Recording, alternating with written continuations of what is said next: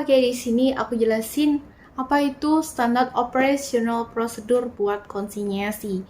Sebelumnya di sini aku tekanin semua bisnis itu harus punya SOP.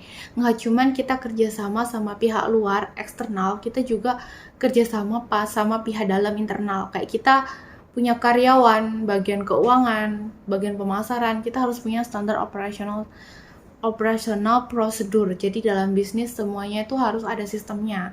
Kalau nggak ada sistemnya namanya kita jual beli atau berdagang, bukan berbisnis kayak gitu. Karena kalau berdagang nggak perlu di sistem, sedangkan bisnis tuh perlu di sistem ya, kayak gitu. Terus di sini ada stand SOP buat konsinyasi. Yang pertama itu ada pemilihan konsinyi. Kita harus menentukan produk yang tepat. Terus yang kedua adalah penyusunan kontrak konsinyasi. Penyusunan kontrak ini ada 2 kontrak biasanya, kontrak dari pihak pemilik toko dan juga pihak yang punya produk. Terus yang ketiga adalah menyediakan stok konsinyasi. Jadi di sini adalah mencatat dan mendokumenkan produk-produk konsinyasi. Terus juga memonitoring, kayak memantau penjualan, terus ada return. Nah, kalau ada return tuh kayak gimana? Nah, itu harus dimonitoring ya. Terus yang selanjutnya ada pelaporan keuangan.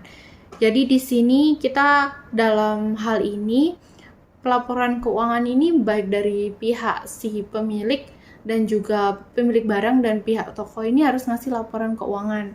Terutama pemilik toko ya. Laporan keuangan dalam hal apa sih pemilik toko?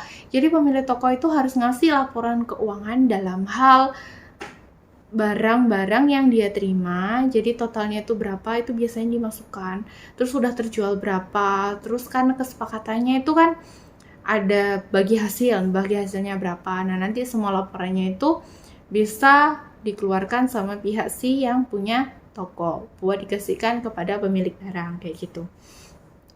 Terus juga yang keenam adalah penyelesaian kontrak. Nah, biasanya sebelum terjadinya kerjasama, di situ biasanya ada kontrak. Misalnya kontrak nggak cuma pemutusan kontrak atau pengakhiran kontrak, nggak cuma kayak gitu. Misalnya kontraknya itu, oke, yang pertama kayak gitu ya. Yang pertama misalnya pemilik barangnya, kita pemilik barangnya. Nah, itu kita bakalan naruh barangnya itu sampai 1 tahun. Dan pihak tokonya menyepakati pembayaran hasil penjualan itu tiap 1 bulan sekali. Nah, itu termasuk juga penyelesaian kontrak. Nah, kita selama 1 tahun full kita harus stok terus, restock terus. Dan pihak tokonya juga tiap bulan harus ngasih uang dari hasil barang yang terjual itu sampai 1 tahun berturut-turut sampai kontrak itu selesai. Kayak gitu.